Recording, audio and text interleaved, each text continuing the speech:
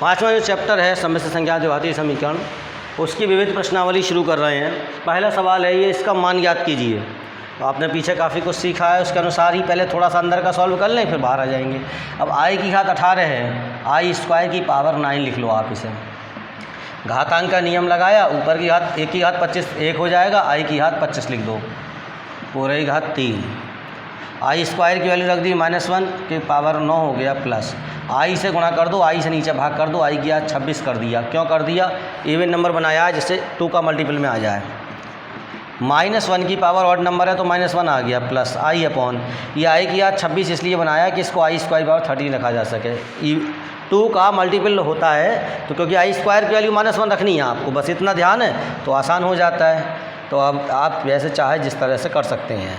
आई -1 की पावर 13 हो गया की पावर 3, अब ये हो जाएगा -1 प्लस आई अपॉन, अब -1 की पावर 13 ऑड नंबर है तो माइनस आ जाएगा, ये माइनस उठ के यहाँ आ जाएगा, यानी कि माइनस का आई हो गया, पूरे 3 लगा दी। अब माइनस बाहर दोनों में से ले लिया तो ये हो गया 1 प्लस आई की घात 3। अब इसको घन खोलने वाला सूत्र लगा दो, a प्लस बी का होल क्यूब वाला सूत्र याद होगा आपको। ये होता है a प्लस बी का whole cube, a cube plus b cube plus 3a square b plus 3ab square.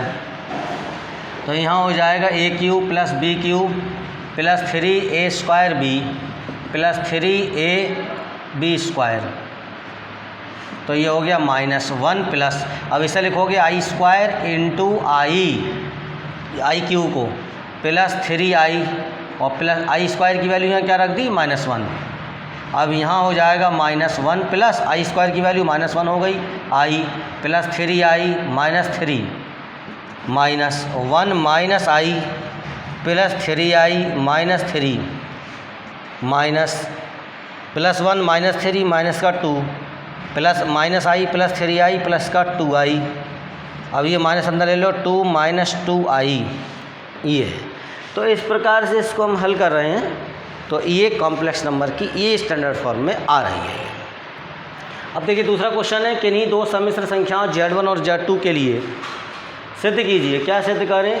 Real of Z1 Z2, यानी कि Z1 Z2 जो दो कॉम्प्लेक्स नंबर हैं, इनके गुणनफल का जो वास्तविक भाग है वो किसके बराबर है? Real Z1 into real Z2, यानी कि जो कॉम्प्लेक्स नंबर Z1 है उसका वास्तविक भाग और कॉम्प्लेक्स नंबर Z2 उसका वास्तविक भाग, इन दोनों का गुणनफल माइनस इमेजनरी IM लिखा है ना, IM Z1, IM का मतलब इमेजनरी नंबर Z1, यानी जो कॉम्प्लेक्स नंबर Z1 है उसका काल्पनिक भाग, imaginary of Z1, imaginary of Z2 भाग या पार्ट, यानी कि जो कॉम्प्लेक्स नंबर Z2 है उसका इमेजनरी पार्ट यानी कि काल्पनिक भाग।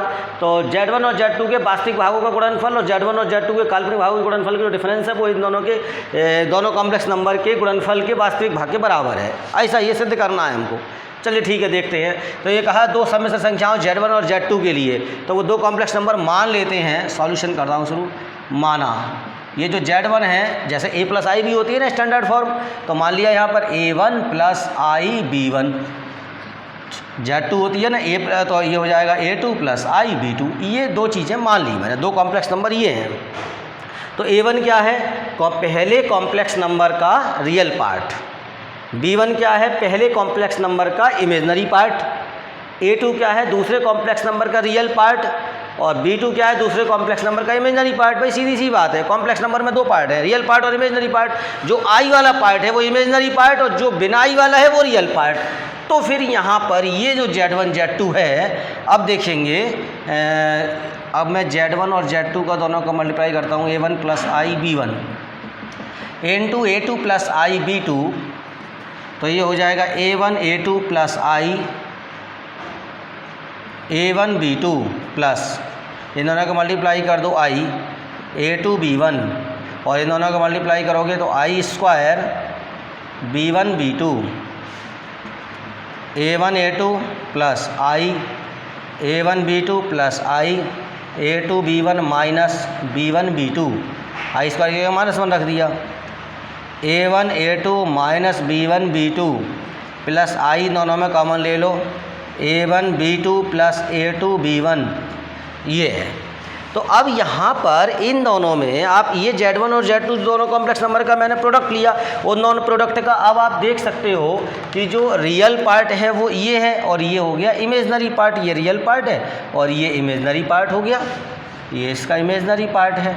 तो फिर आप ये समझें कि ये जो रियल ऐसे करके लिखा है ना, रियल Z1 Z2 रियल और Z1 Z2, यानी ये जो Z1 Z2 था दोनों का प्रोडक्ट ऑफ Z1 Z2, इसका रियल पार्ट लेना है। तो ये क्या हो गया, A1 A2 minus B1 B2। बहुत अच्छा, अब ज़रा इनका परिचय भी देख लो, मैंने पहले ही परिचय वैसे तो करा दिया था इनका जी। Z1 Z2, ये जो A1 है क्या, यहाँ से लेके चला, मैंने बताया था A1 क्या है, जो Z1 कॉम्प्लेक्स नंबर है उसका रियल पार्ट है। अच्छा, तो A1 को हम क्या लिख सकते हैं, रियल पार्ट ऑफ Z1, ये हो गया। अब ऐसे लिख दो या ऐसे ही रहने दो, चलो। A2 क्या है, दूसरे कॉम्प्लेक्स नंबर का रियल पार्ट है, तो रियल ऑफ Z2। ये B1 क्या है, इसका इमेजनरी पार्ट है, तो ये इमेजनरी पार्ट ऑफ Z1 हो गया। और B2 क्या है, इमेजनरी पार्ट ऑफ Z2 हो गया, इमेजनरी पार्ट ऑफ Z2 हो गया। तो इस प्रकार से ये चीज़ के बराबर सिद्ध हो गई। यहाँ ये लिखा है ये दो भिन्न हैं, माइनस बीच में भिन्न है, बोले ऐसे मानक रूप में परिवर्तित कीजिए। ठीक है, तो जो बटे में मतलब हर होता है, डिनोमिनेटर होता है, उसके कंजुगेट से मल्टीप्लाई और डिवाइड करेंगे और उसके हिसाब से हो जाएगा। तो देखिए 1/1 माइनस 4i, तो इसका कंजुगेट हो गया 1 + 4i अपॉन 1 + 4i हो जाएगा, -2/1 + i हो गया। यहाँ पर 1 - i से मल्टीप्लाई 1 - i से डिवाइड करेंगे और ये हो गया 3 - 4i अपॉन 5 + i, यहाँ 5 - i से मल्टीप्लाई और डिवाइड करेंगे। तो इस प्रकार से अब ये हो गया 1 + 4i अपॉन 1 - 4i, 1 + 4i का मतलब 1 - 4i का होल स्क्वायर, यानी कि 16i²। 16i² हो गया तो +16 हो गया, डायरेक्ट कर दिया मैंने। 2 - 2i, ये 1 - i² हो जाएगा इन दोनों का मल्टीप्लाई, तो i² वैल्यू -1 तो +1 हो गया। अब यहाँ हो जाएगा 3 × 5 = 15 -3i -4 × 5 = 20i और +4i²। अब यहाँ दोनों को मल्टीप्लाई करोगे 25 - i² तो +1 हो जाएगा, स्क्वायर माइनस i² -1 रखा, +1 हो गया। अब ये हो गया 1 + 4i अपॉन 17, 2 - 2i अपॉन 2, और ये बन रहा है 15 - 3i तो माइनस का 23i हो गया, और माइनस का ये i² वाली -1 रखोगे तो माइनस का 4 हो जाएगा। 25 और 1 26 हो गया। अब यहाँ पर हम देख सकते हैं कि LCM लेना सही है, चलो तो LCM ले लिया 34, 2 + 8i -17, 17 2 जा 34 + 34i और इंटू 11 - 23i अपॉन 26। अब हम इन दोनों को और रीसेट करते हैं, -32 + 34 और 8 हो गया 42i upon 34 into 11 - 23i upon 26। अब यहाँ ऊपर इन दोनों की मल्टीप्लाई करना, नीचे इन दोनों की मल्टीप्लाई करना, और उसके हिसाब से फिर स्टैंडर्ड फॉर्म की ओर बढ़ जाएंगे हम। तो देखो कैसे, अब -32 है, वैसे एक चीज़ और है, थोड़ा बहुत तो सॉल्व कर ही जा सकता है और थोड़ा हल्का कर लें। मान लो हमने इसमें से 2 कॉमन ले लिए, तो ये -16 हो जाएंगे, 16 + 21 हो जाएगा i अपॉन ये हो गया 17, इसमें कुछ नहीं होगा, 11 - 23i अपॉन 26, और कुछ कैंसिल नहीं हो सकता, तो अब मल्टीप्लाई करना ही पड़ेगा। तो -16 11 का मल्टीप्लाई करेंगे,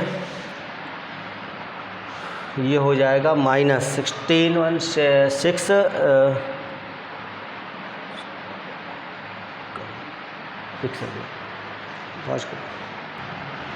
तो -16 + 21i और ये 11 - 23i, दोनों को मल्टीप्लाई कर रहे हैं, लाइन आ जाएगी। और इसके बाद में अब ये है -176 + 368i प्लस, अब जैसे ही दोनों आई वाले हो गए, इकट्ठे कर सकते हैं दोनों को, 8 and 1 9, 3 and 6 11 का 1 और 3 and 1 4 and 2 6 i, और प्लस हो जाएगा 483 i² की वैल्यू -1 रख देंगे अपॉन 42। अब यहाँ पर ये 483 में से 176 माइनस करेंगे 70 और 307, तो ये आएगा 307 + 619i/42। इसको मतलब हम लिख सकते हैं 37/4442 और प्लस 619/442 और i। तो ये जो है वो इसका स्टैंडर्ड फॉर्म हो जाएगा। यहाँ पर थोड़ी सी हम देखते हैं तो मिस्टेक हो रही है, 8 हो रहा है, ये 6 और 3 तो ये 9 हो जाएगा और 3 और 2 5 है। तो इस प्रकार से यहाँ पर ये 599 आएगा, है ना। कई बार जल्दबाजी में ऐसी मिस्टेक हो जाती है। देखो बच्चा, चौथा सवाल है x - i/y बराबर ही दिया हुआ है। अब x² + i² बराबर इसके सिद्ध करना है। सबसे पहले क्या चीज़ है कि अगर x - i/y बराबर ये है तो समझ लो x + i/y, यानी अगर इधर चेंज करते हो तो इधर भी चेंज हो जाएगा। ये हो जाएगा a + ib/c + id। यह समीकरण 1 मान लो, तो मैं समीकरण 2 मान लो। समीकरण 1 और 2 की गुणा करने पर, आप समीकरण 1 और 2 की आप गुणा करेंगे तो ये हो जाएगा x - iy और x + iy, और इधर गुणा करेंगे तो a - ib/c - id इंटू, और a की वर्गमूल में लिख सकते हैं हम a + ib/c + id, घातांक के नियम पते हैं। तो इन दोनों की गुणा करेंगे तो x² - iy का होल स्क्वायर बराबर, इसी प्रकार से जो हो जाएगा a² - iy का होल स्क्वायर ib का, और c² - id का होल स्क्वायर। यहाँ पर ये लिखा हमने फिर x² - i² y² = under root, ये हो जाएगा a² - i² b² upon c² - i² d²।